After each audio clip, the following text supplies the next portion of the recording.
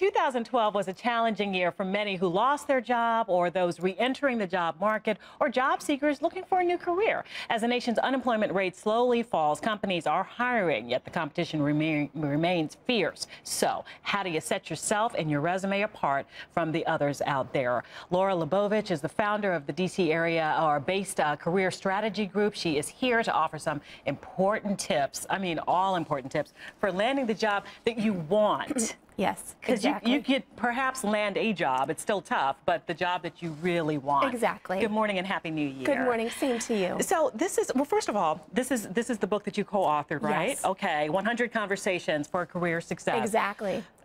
Because you need to start somewhere, but where do you start? So the first thing that you really need to start doing is taking an inventory of who you are and what you want to do. The biggest mistake that job seekers make is if they get laid off or they find themselves in a job search, is they start sending their resume out to just a myriad of places, and they don't take time to look at it or even figure out what it is they want to do. A resume needs to be targeted, and so it's very important that they take inventory of what they've done and what value they bring to the employer. In this online world, it seems like this, like a piece of paper with your credentials on it, seems so old-fashioned now, but it really is still your calling card. It is still your calling card. A resume is very important. It's one of the most important tools that you have in your job search arsenal.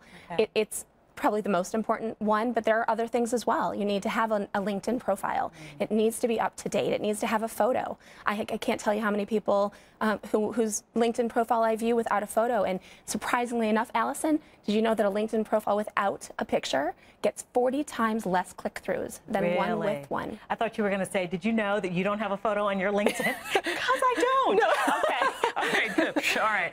Resolution number one for you. Resolution number one. See, I'm learning something too. So what about that resume? Can we still go with the traditional resume? What do we need to do within that, the subtitle there of that resume? Right. What do we need to do? The first thing to do on a resume is make sure you know what job you're looking for. Okay. Do not take all of your experience and just plummet, everything that you've done onto your resume. So the first thing is a job title. What job are you looking for? Recruiters want to have easy access to what it is that you can do for them.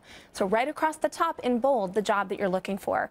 And then also a career summary, which really is less about the old objective. The old objective was about me, what I want, seeking a job. That one line we put under I think I did the same thing, right under your name, the summary. Okay, so that's really interesting. But that's been replaced now by the career summary, and the career summary is all about the employer.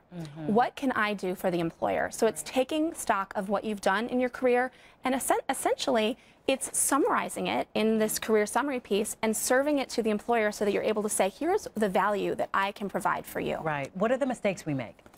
Well, the mistakes is not having a targeted resume, not looking through your resume and figuring out what job you'd be good for. And I think also putting everything that you've done on your resume is a big mistake.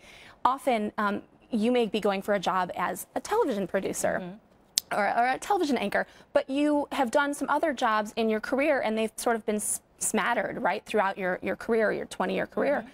You need to find a way to minimize those experiences and maximize and put front and center on the first page of your resume in the prime real estate what it is that you want to do. Okay? So you don't want to just take everything you've done and throw it on your resume. You want to be thoughtful and have a strategy for how you target that resume specifically to the job that you want. It's part of that focus you talked about. You also talked about your online brand. Tell us a little bit more about that, because it is so, the internet is just, it's just everywhere now. Yes. You walk down the street, people are looking at their phone. They could be looking at you on their phone if they're a potential employer. So one thing that I think it's important for job seekers to know is that what's out there about them online is called their online brand. And their online brand gets to the interview before they do. So they need to make sure that they are out in front of it and managing it. The first thing they need to do is Google themselves. What do they find? If they find nothing, well, then they have some work to do. They need to start building that portfolio of information about themselves online. If they find a haphazard brand, a brand that is maybe not clean, has a little bit of this and a little bit of that, then they need to start minimizing the things that are on the Google results and start pushing to the top the ones that they want to see. And they can do that very easily. First thing first, LinkedIn. LinkedIn is a high authority website, according to Google. So what you put on LinkedIn will show up higher in your Google results. Last but not least, and we want to get to is networking. It's still valuable, right? Get out there, get from behind your computer, and meet some people. Yes, okay.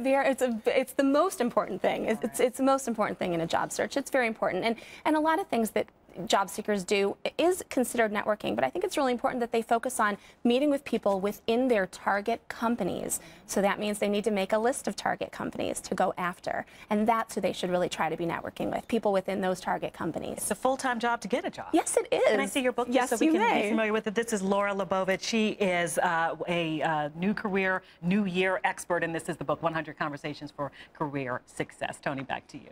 Thank you. Thank you. All right, Allison, thank you very much. It is coming up on 9:20 now. Before we go to the break,